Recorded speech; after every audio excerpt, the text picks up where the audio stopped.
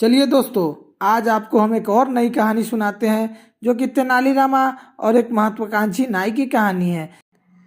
विजयनगर के राजा कृष्णदेव राय के खास नाई अपने काम में बड़ा ही निपुण था, लेकिन कई सालों से वही काम करते करते वह थक गया था। उसे अब कुछ अलग काम करने की अभिलाषा हो रही थी।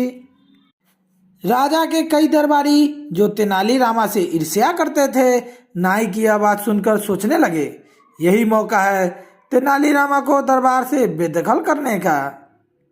नाई के पास जाकर उन्होंने पूछा, नाई, क्या तुम यही काम करते रहोगे जिंदगी भर? तुम अपना कीमती वक्त बर्बाद कर रहे हो।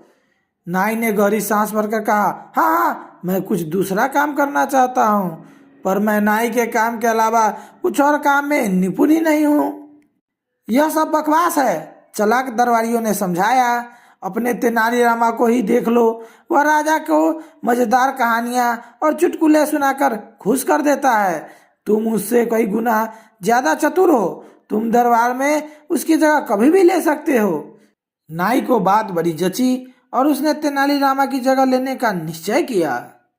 अपने नए दोस्तों की बात मानकर अगले दिन नाई राजा के पास अपनी विनती लेकर गया।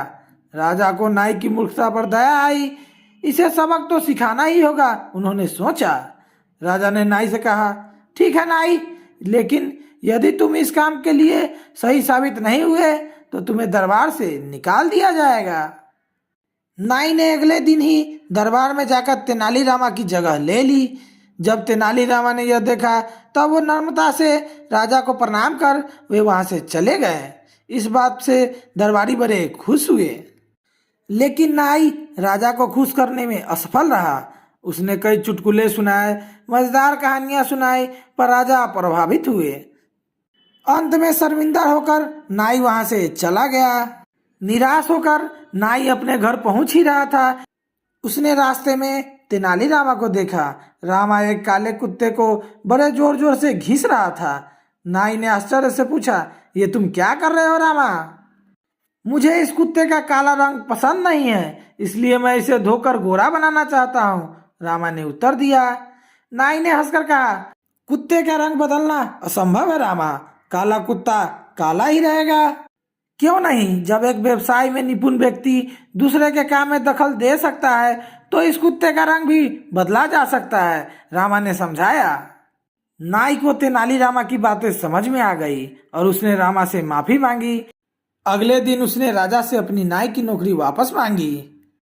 तेनालीरामा को दोबारा दरबार में बुलाया गया और उसकी चतुराई के लिए पुरस्कृत किया गया। तेनालीरामा फिर सम्राट का चहीता बन गया। सभी दरबारी देखते रह गए।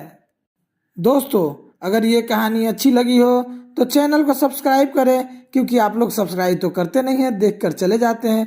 तो प्लीज़ चैनल को सब्सक्राइब करें, वीडियो को लाइक करें और कमेंट करके बताएं कि हमारी ये कहानी कैसी लगी, ताकि हम और ऐसे ऐसे वीडियो लाते रहें।